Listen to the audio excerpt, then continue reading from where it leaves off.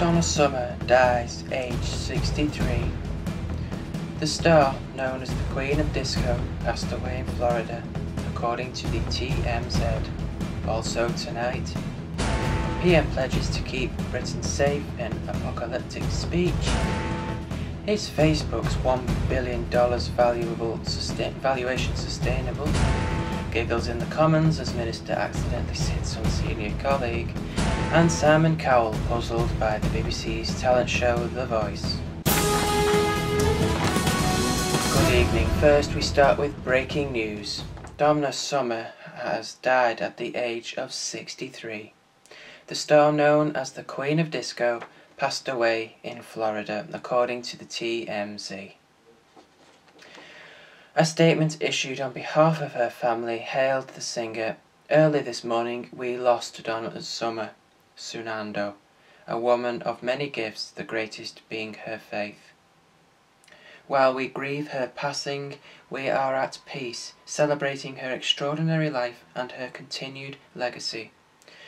Words truly can't express how much we appreciate your prayers and the love for our family at this sensitive time. Summer's real name, LaDonna Gaines, is the best known for her string of 70s hits including I Feel Love, Last Dance and Bad Girls. She was a 5-time Grammy Award winner and the first artist to have 3 consecutive double albums reach #1 on the US Billboard chart. Summer's married actor Helmut Summer in 1973 before giving birth to the couple's daughter Mimi later that year.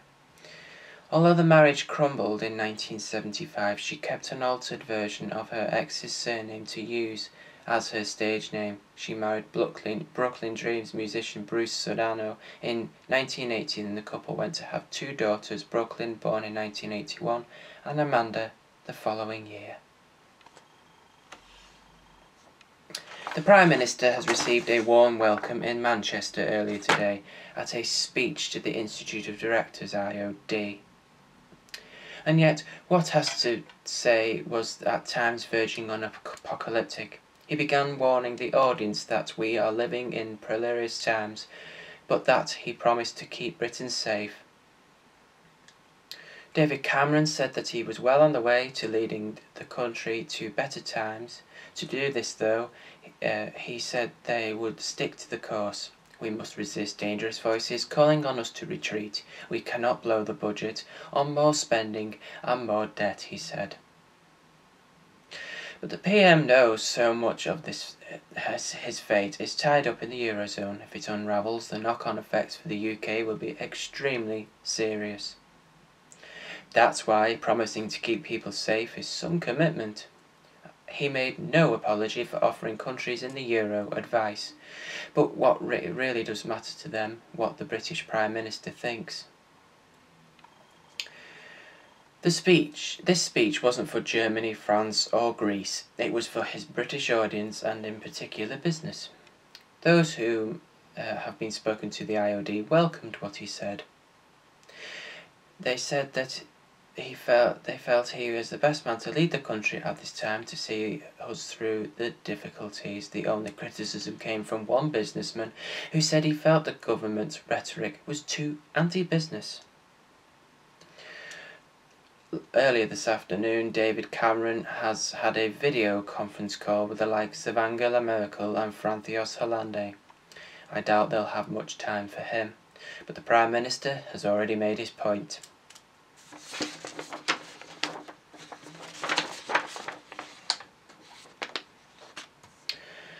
The hype and hysteria about Facebook as it prepares for its share of extraordinary price is extraordinary. The price for its firm was set to a value over $100 billion, £63 billion. But can it be really worth that much? 1 in 13 people in the world are signed up to the site. That is a lot of eyeballs, who are hugely valuable to Facebook. Facebook, like other successful internet firms, makes its money through advertising to their members. They claim that revenue will only grow and grow. But does it really work? GM Motors have frantically chosen to stop advertising on the site. It's just one big company sceptical about whether advertising on the site is truly effective. Unlike Google Ads, where the value is based on the fact that consumers are searching for a product or service deliberately, Facebook ads are based on your profile. So, if the site knows you are female and of a certain age, ads might pop up about diet products, even if you have absolutely no interest whatsoever in losing weight. The question is, if it's in the long term that the kind of advertising can really be the money spinner that a price tag for Facebook of $100 billion suggests. In the short term, it's likely that the share price will soar, but in the long term it is not clear that if the kind of value can be sustained.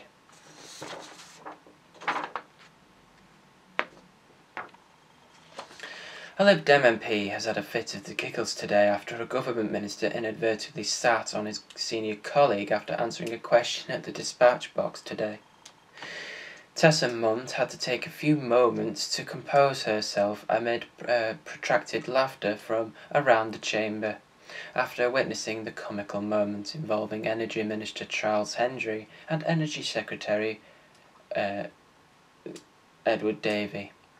The pause prompted Commons Speaker John Bercow to say, "We look forward to hearing the Honourable Lady." She eventually replied, "Thank you very much indeed, sir," before asking a question relating to Hinkley Point C nuclear power station. Mr. Hendry made light of the error and joked, "Mr. Speaker, the humour was because I inadvertently sat on the Secretary of State, which shows our commitment to work seamlessly together in this coalition." Commenting on the spectacle, as he was called to speak by Mr. Bercow, Shadow Energy Minister Tom Greatex said, "Thank you very much, Mr. Speaker, and I will endeavour not to accidentally sit on either of my front bench colleagues this morning." A quick review now of what has been on the front pages this morning. Death of the euro. Time is running out for the EU currency, says David Cameron. That is involving the euro crisis. How much longer can the euro survive, says the Daily Mail today. And also a picture there of Jane Fonda. Daily Mirror now. Recession. It's all the Queen's fault. The Bank of England blames the Queen for hitting the economy. Strong words from that paper. The I newspaper. King blames Queen for stifling growth. Similar story there on that paper. Daily Telegraph says statins for all over 50s are to reduce heart deaths. That's a campaign that is believed currently. The Guardian shows a picture of an expensive monument. Independent says Vulture finds circle as Greece fears grow, again involving the euro crisis, which is currently happening at the moment.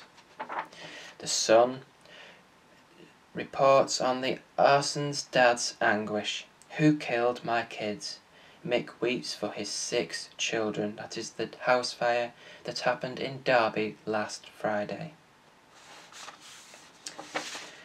Finally, then, the Times. Euro crisis hits mortgages. That is, again, all over Europe, including Greece especially, that house prices are being hit, as well as mortgages too. And that is the way the papers have looked today.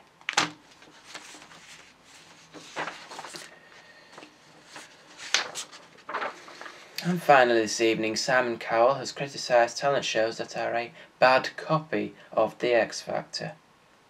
The TV and music mogul also said he is puzzled by the BBC One's talent show The Voice. In an interview for Radio 4's Today programme, Cowell said, "I see a lot of shows trying to rip us off, and you can't do that. If you try and rip somebody off, it always looks like a bad copy." Asked if he was talking about The Voice, which has been pitched against Britain's Got Talent in the schedules, he laughed. and said, "That show puzzles me, because it starts off by saying, right, it's all about the voice. So my first thought is, why is this not on the radio? What's the point of looking at them?" He added that the show, which features Jessie J and Sir Tom Jones as coaches, was the same as X Factor. They've got dancers behind them, they've got graphics, lights, same show. Cowell also admitted he had worried about the future of his shows at one point when they failed to find creditable acts. He said that 2 or 3 years ago, with the exception of Leona Lewis, he was getting nervous. Cowell also described himself as lucky, hard-working and weird, saying, "I think this business does make you a little bit odd." And that's the news tonight. We're back with bulletins throughout the weekend. Until then, from all of us here, good night and have a good weekend.